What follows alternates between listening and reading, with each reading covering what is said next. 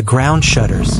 A sound, low and terrifying, rolls across the African savanna like thunder.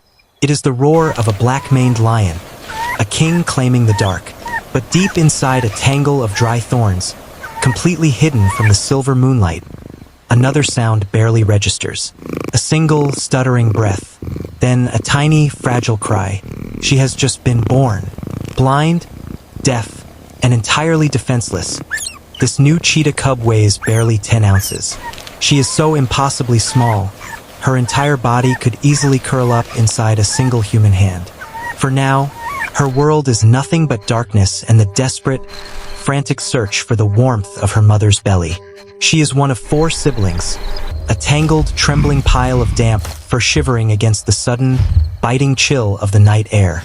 In this vast landscape, there is no gentle welcome. There is no celebration of life. There is only the immediate, unforgiving test of survival. And survival here is nothing short of a miracle.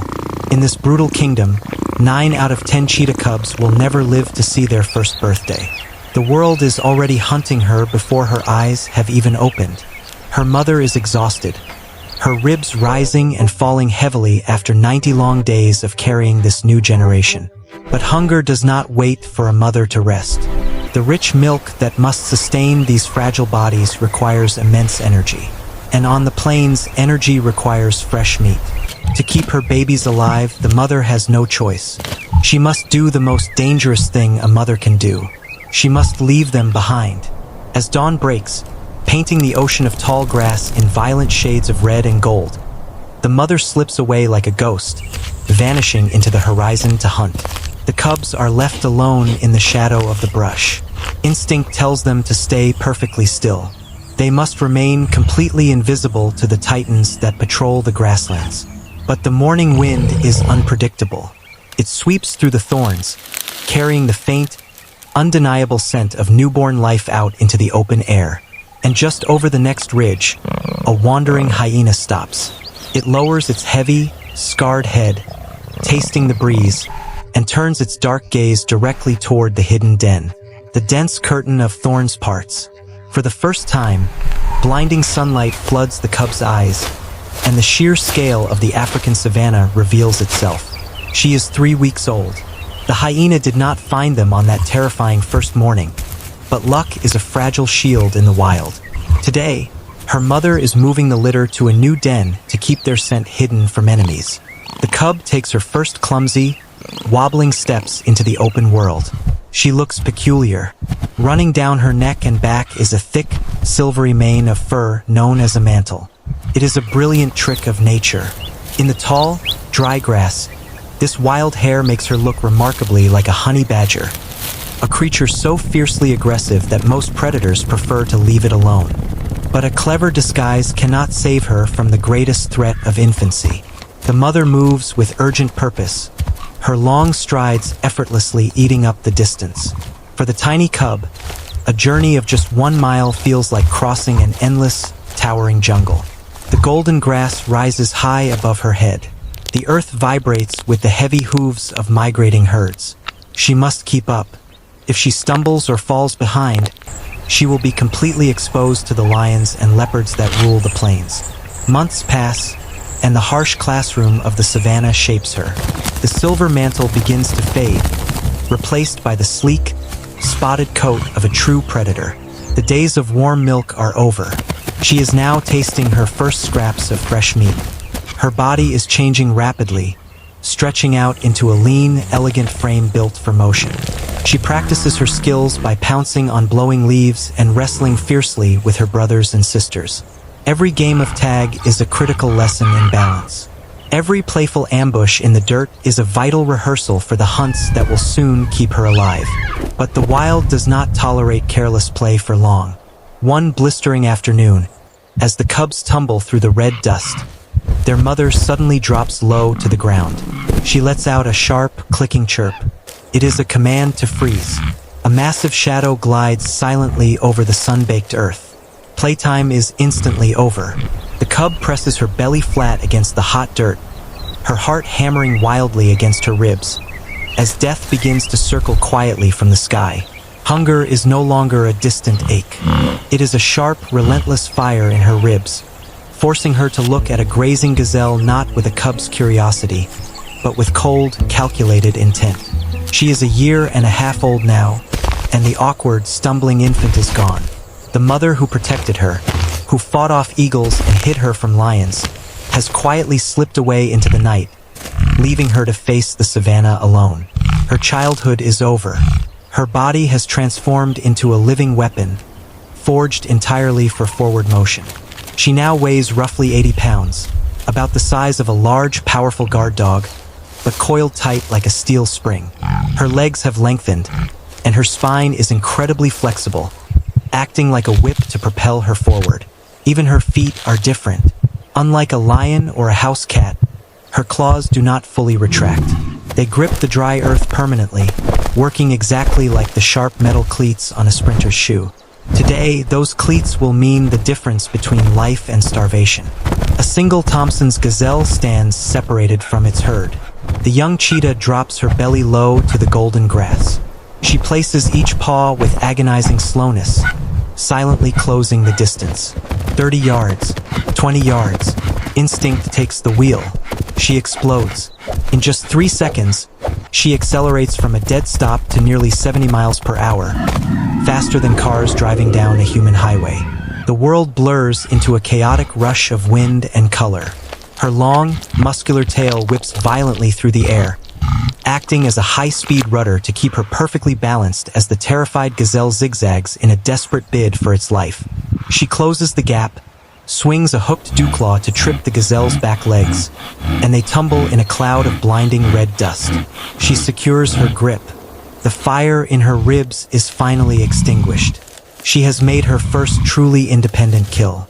But surviving in the wild is a cruel and complicated game. Earning the prize is only half the battle. As she lies in the dirt, her chest heavily heaving to pull oxygen back into her exhausted blood, the metallic scent of fresh meat catches on the hot afternoon wind. And less than a mile away, a roaming pack of hyenas lifts their heavy heads, turning their laughing jaws directly toward her hard-earned feast. The air sits heavy and still. At 70 miles per hour, the world goes silent. There is no fear, no hesitation. There is only the prey, the frantic rhythm of her heartbeat, and the golden earth blurring beneath her paws. She is now 4 years old, standing at the absolute peak of her power. She is no longer just surviving the savannah. She is commanding it. She patrols a vast, invisible kingdom of nearly 300 square miles. An expanse of land larger than the entire city of Chicago. In this endless ocean of grass, she is the undisputed queen of speed. Experience has sharpened her into a master tactician. She knows the wind. She knows the shadows. She catches her target in roughly 1 out of every 2 attempts, making her far more successful than the mighty lions that sleep in the shade. But the crown of speed comes with a terrible, hidden cost. To sustain this explosive velocity, her body temperature skyrockets dangerously close to the point of fatal overheating. Pushing her physical limits this far is a gamble with death every single time she runs. And she must run because she does not hunt just for herself anymore. Following the ancient pull of instinct, she has become a mother. Hidden in the deep brush are 4 demanding, growing cubs, relying entirely on her for their survival. The burden of motherhood is solitary and immense. A single misstep, a twisted ankle in a hidden burrow, or a kill stolen by a passing leopard means her own bloodline will starve. Day after day, season after season, she balances on this razor edge. She fights off scavengers, hides her litter from the heavyweights, and hunts until her lungs burn. She gives every ounce of her strength to the future, shaping the next generation of the plains. And she succeeds. She watches as her cubs grow strong, fast, and fierce, eventually slipping away into the tall grass to claim the wild for themselves. Her legacy is secure. She has conquered the harshest years of her life. But as she rises from the cool dirt one evening, the setting sun casting long shadows across the plains, a faint, unfamiliar stiffness catches in her back legs. It is a subtle, almost invisible hesitation, a quiet promise that the peak of the mountain has been crossed, and the descent has finally begun. For the first time in 10 long years, a gazelle outruns her, leaving her panting heavily in the thick red dust as the sun begins to set. She is now past her 10th year of life. In the unforgiving wild, she has reached the quiet twilight of old age. Time, the only predator that can never be outrun, has finally caught up to the queen of the plains. The changes are slow, but undeniable. The incredible muscles that once defied gravity have grown thin. Her spine, once a perfectly snapping whip of energy, is stiff. The teeth that secured her survival have dulled, and the permanent cleats on her paws have worn smooth against the endless miles of earth. She can no longer command the terrifying 70 miles per hour that made her a legend. Her world shrinks. She hunts smaller, slower prey. One late afternoon, driven by the familiar hollow ache of hunger, she attempts one final chase. She drops her belly low to the golden grass, locking her eyes onto a stray hare. Instinct, fierce and unbroken, screams for her to fly. She explodes from the brush, but her body refuses to answer the call. The breathtaking acceleration is simply gone. Her lungs burn, gasping for air. Her legs, tired from a decade of running, cannot close the distance. The prey pulls easily away, vanishing into the shimmering heat. She slows to a careful walk and then, finally, to a stop. There is no panic. There is only a quiet acceptance settling into her weary bones. She moves slowly toward the deep shade of an ancient acacia tree. The African sun begins to dip below the horizon, painting the sky in soft shades of purple and fading gold. She lies down, resting her heavy head against the warm, familiar earth. Her breathing slows, matching the gentle rhythm of the evening wind. And there, in the fading light, the mighty heart that raced so fiercely for a lifetime simply beats its last. But death in the wild is never an ending. It is a profound and vital beginning. Her magnificent body, which took so much from the savanna, now gives everything back.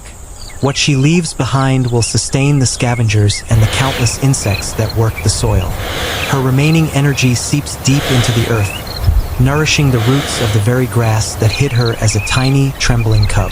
That same grass will grow tall, feeding the massive migrating herds. And those herds will one day feed the new cubs that wait in the dark. It is the perfect, unbroken circle of life. From a fragile birth in the shadows, to the sharp bite of hunger, to the hard lessons of youth. From the breathtaking beauty of absolute strength, to the quiet grace of aging, and finally, the gentle return to the soil. Thank you for exploring the wild with Melodic Realms. Subscribe for more journeys into the heart of nature.